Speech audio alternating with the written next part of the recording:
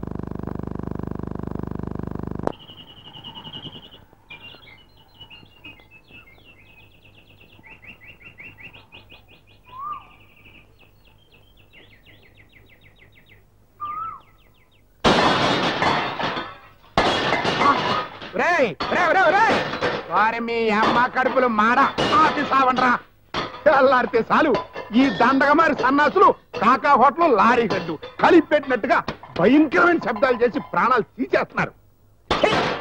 మా తాతగాడు అలా చేయకపోతే నాకు ఈ కర్మ పట్టేది కాదు. జీవితం వేదవ జిందగీ లైఫ్.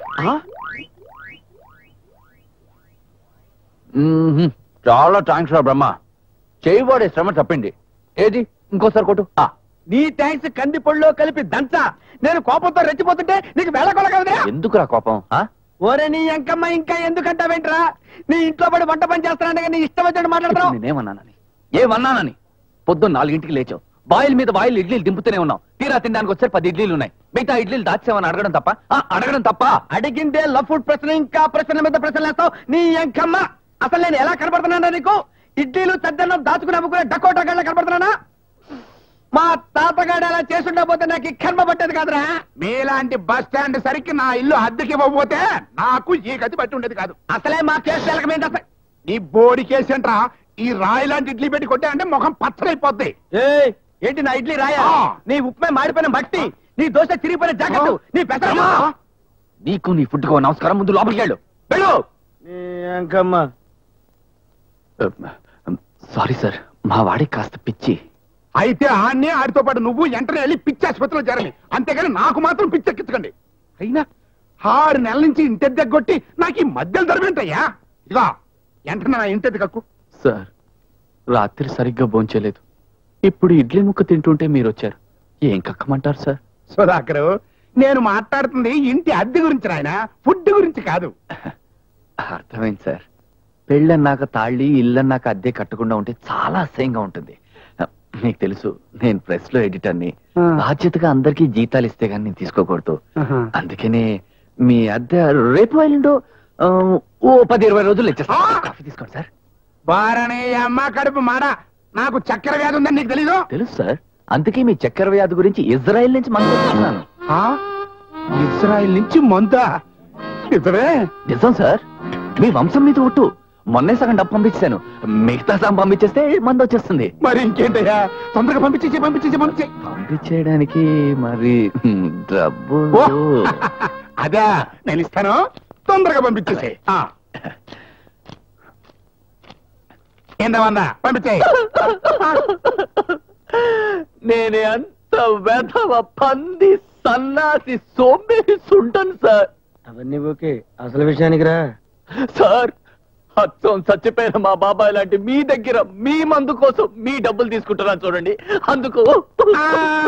ఊరుకోవయ్యా, ఈ మందు కోసం అయితే కాదు కదా. అయితే ఓకే, కాకపోతే ఒక్కటి, 4 రోజుల్లో ఇజ్రాయెల్ నుంచి మందు నా ఇంటద్దే నా చేతుల్లో పడలేదనుకో, మీ చేతులు కొరికేస్తాను. ఈ దేవుడి మీద ఒట్టు.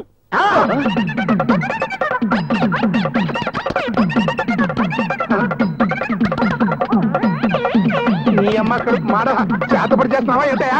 శాతబడి కనికట్టు ఈ తిండిపోతు వల్ల ఏమవుతుంది సార్, వాడంతే దేవుడి ఫోటో చూస్తే సైజుని బట్టి రెచ్చిపోతాడు. అయితే ఈ రోగానికి ఇజ్రాయెల్లో మందు లేదా? లేదు సార్. వెంటనే లోకల్ గా భూత వైద్యుని ట్రై చేయండి. పొద్దున్నే 100 లాభం. మరి ఎంత రెచ్చిపోకు, 110 ఖర్చుంది, సరుకులై కొనాలి. అయితే పద, సరుకులు కొనిచ్చి నేను ప్రెస్కి వెళ్తాను. నీ ఎంకమ్మ నా చేతిలో డబ్బులు పెడతా నేను కమిషన్ కొడతానగా. ఏదో బతుకు కరివేపాకులో చేరలాగా అయిపోయింది. మా తాత ఎలా చేసి ఉండకపోతే నాకు ఈ కర్మే పెట్టదు కాదు. నీ ఎంకమ్మ పదరా పద. పడుచుద్దన్నావు రైలు బండి పోతున్నది, ఆహా పోతున్నది.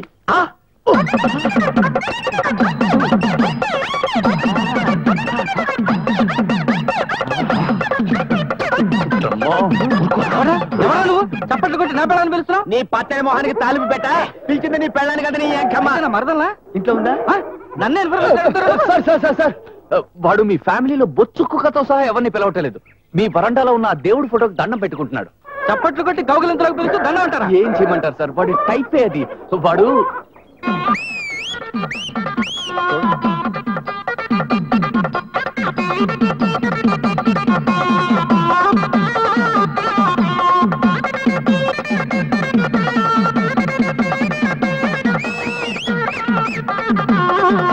ఇంతేనా?